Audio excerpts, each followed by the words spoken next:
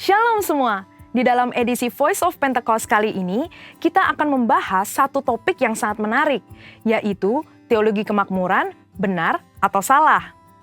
Mungkin banyak dari kita yang sering mendengar ada seseorang, suatu gereja atau pelayanan yang katanya menganut teologi kemakmuran.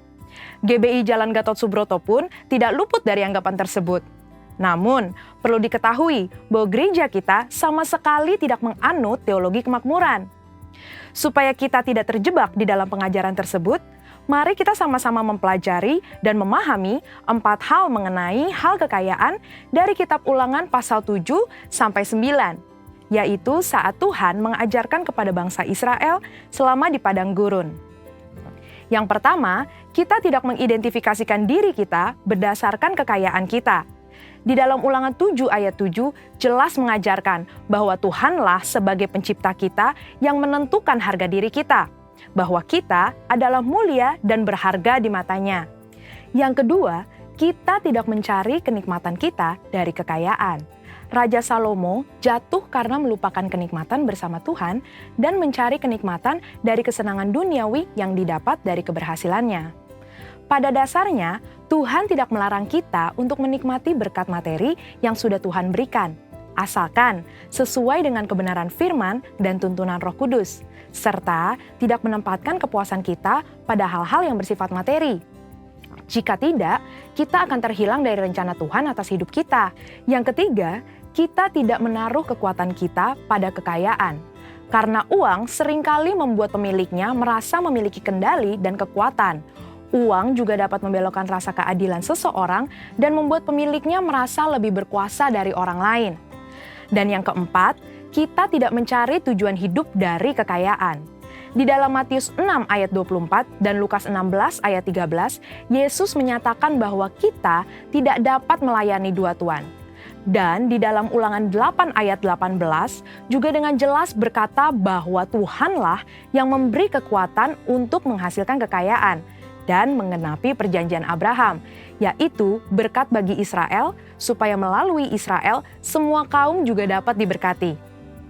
Kita perlu mengerti 4 hal tersebut, supaya kita tidak dapat dengan mudah terbawa oleh pengajaran teologi kemakmuran. Karena teologi kemakmuran adalah suatu penyimpangan dari sebuah pengajaran Alkitab yang benar. Ingat, Tuhan mau kita sebagai anak-anaknya berhasil dan diberkati, namun melalui pengajaran yang benar. Supaya lebih jelas, mari kita sama-sama telaah 3 penyimpangan ajaran utama teologi kemakmuran. Ajaran yang pertama dikatakan bahwa Allah menginginkan semua anak-anaknya berhasil. Kalimat ini sebetulnya tidak salah, namun menjadi salah jika dipahami secara ekstrim. Yaitu, jika kita tidak diberkati atau berhasil, artinya kita bukanlah anak Tuhan.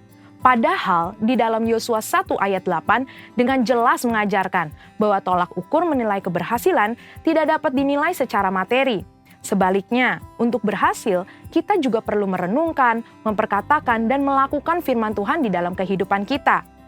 Selanjutnya, ajaran teologi kemakmuran yang kedua dikatakan penebusan Yesus di kayu salib adalah penebusan dari kemiskinan, penderitaan, dan sakit penyakit, di mana jika orang tersebut percaya sepenuhnya, maka tidak akan mengalami penderitaan. Tentu hal ini sangat menyimpang, karena teologi kemakmuran berpendapat jika kita mengalami kemiskinan, penderitaan, dan sakit penyakit, artinya kita belum menerima Tuhan di dalam hidup kita.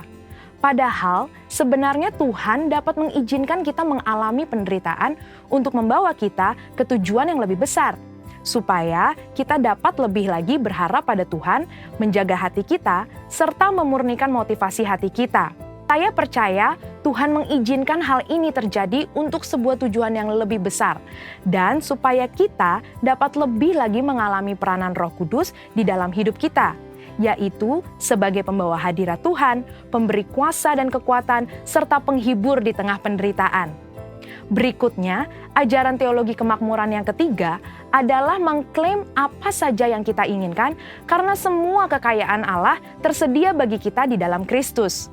Ini tidak salah, tetapi menjadi menyimpang ketika dikatakan bahwa sebagai anak Tuhan, kita dapat meminta apapun, tidak peduli apa saja yang menjadi keinginan kita.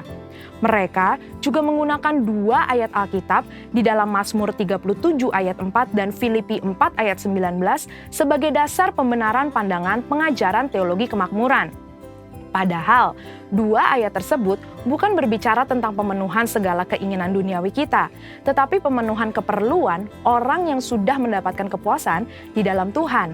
Dan juga permintaan tersebut harus sesuai dengan kehendak Tuhan.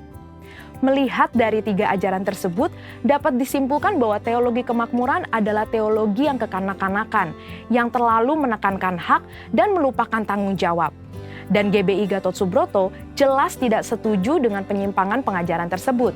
Namun, kita perlu percaya bahwa Tuhan sangat ingin memberkati kita berlimpah-limpah, supaya kita dapat menjadi berkat bagi orang lain, serta menyelesaikan amanat agung Tuhan Yesus dan pekerjaan Tuhan di bumi. Saudara-saudara, untuk penjelasan lebih lengkapnya dari tim teologi kami, jangan lupa buka link yang ada di atas atau scan barcode yang tersedia. Tuhan Yesus memberkati.